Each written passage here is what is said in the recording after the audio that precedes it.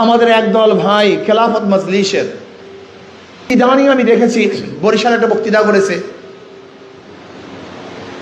বরিশালে বক্তৃতা করার পরে আমাদের একদল ভাই খেলাফত মজলিসের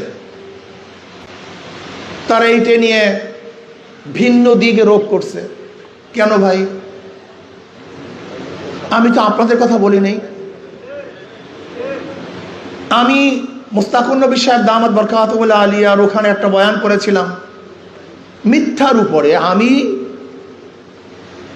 সেখানে ঢোকার সময় এক আলেম সাহেব মিথ্যার উপরে বয়ান করতেছিল। আমি তার অংশ বিশেষ বললাম যে একজন মুসলমান মিথ্যা বলতে পারে না, মিথ্যা বলা ঠিক না, এটা কবিরা গুনাহ। সেই আলোকে এবং নেতাদের চরিত্র সম্পর্কে আলোচনা করতেছিলাম। আমি কারোর কথা বলি নাই।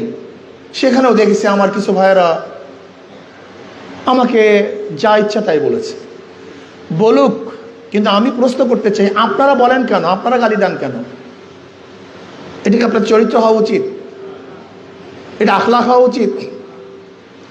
আপনি আপনার নেতাকে ভালো বানাতে গিয়ে আর একজনকে গালি দিবেন, এইটা আপনাদের চরিত্র? বলতে মনে হচ্ছে আপনাদেরকে গালি দেয়, দেখ, সমস্যা কি? নবীকে গালি দেয় নাই। এমন কোন গালি আছে যেই গালি নবীকে দেয়নি সাল্লাল্লাহু আলাইহি ওয়াসাল্লামকে? তার চেয়ে ভালো তার আগেও কেউ ছিল না, তার জমানাও কেউ ছিল না, কিয়ামত পর্যন্ত তার চেয়ে ভালো কেউ আসবে না। আল্লাহর পরেই তার মর্যাদা। সেই নবী আলাইহিস সালাতু ওয়াস সালাম কিছু এত গালি দিতে পারে, তাহলে আপনার নেতাকে গালি দেওয়া তো স্বাভাবিক। তো সমস্যা কি? কিন্তু আপনি গালি দিবেন কেন? আপনি একজনকে কুলুষিত করবেন কেন?